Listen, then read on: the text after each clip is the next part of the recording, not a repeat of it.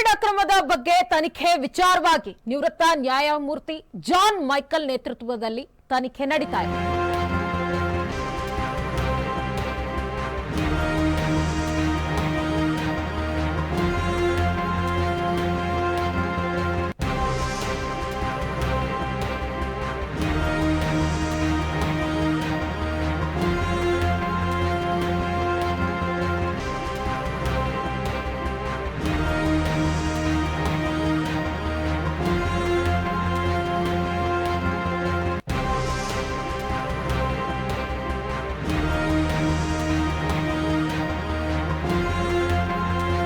Covid ಅಕ್ರಮದ ಬಗ್ಗೆ ತನಿಖೆ ವಿಚಾರವಾಗಿ ನಿವೃತ್ತ ನ್ಯಾಯಮೂರ್ತಿ ಜಾನ್ ಮೈಕಲ್ ನೇತೃತ್ವದಲ್ಲಿ ತನಿಖೆ ನಡೀತಾ ಇದೆ. ಆಯೋಗಕ್ಕೆ ತನಿಖೆಯ ವರದಿ ಕೇಳಿದ್ದ ರಾಜ್ಯ ಸರ್ಕಾರ ಇದೀಗ ಕೆಲವು ತಾಂತ್ರಿಕ ಕಾರಣಗಳಿಂದಾಗಿ ವರದಿಯನ್ನ ಮುಂದೂಡಿಕೆ ಮಾಡಲಾಗಿದೆ.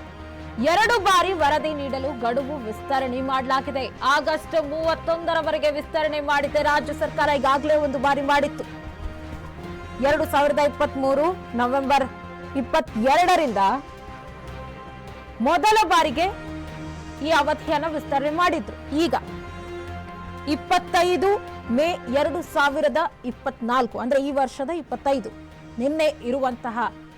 ಮೊನ್ನೆ ಇರುವಂತಹ ದಿನಾಂಕಕ್ಕೆ ಈ ವರದಿ ಕೊಡಬೇಕಾಗಿತ್ತು. ಆದ್ರೆ ಈಗ ಮತ್ತೆ ಮುಂದೂಡಿಕೆ ಮಾಡಿದ್ದಾರೆ. ಇನ್ನೂ 3 ತಿಂಗಳು ಅಂದ್ರೆ ಆಗಸ್ಟ್ 31ರವರೆಗೆ ವರದಿಯನ್ನ ಕೊಡಬೇಕು ಅಂತ ಹೇಳಿ ರಾಜ್ಯ ಸರ್ಕಾರ ವಿಸ್ತರಣೆಯನ್ನ ಮಾಡಿದೆ. ಆಗಸ್ಟ್ 31ರವರೆಗೆ ಕೋವಿಡ್ ಅಕ್ರಮದ ಬಗ್ಗೆ ತನಿಖೆ ವಿಚಾರವಾಗಿ ಏನು ರಿಪೋರ್ಟ್ ಬೇಕಾಗಿತ್ತು ಅದನ್ನ ಆಗಸ್ಟ್ 31ರವರೆಗೆ ವಿಸ್ತರಣೆ ಮಾಡಿದೆ ರಾಜ್ಯ ಸರ್ಕಾರ.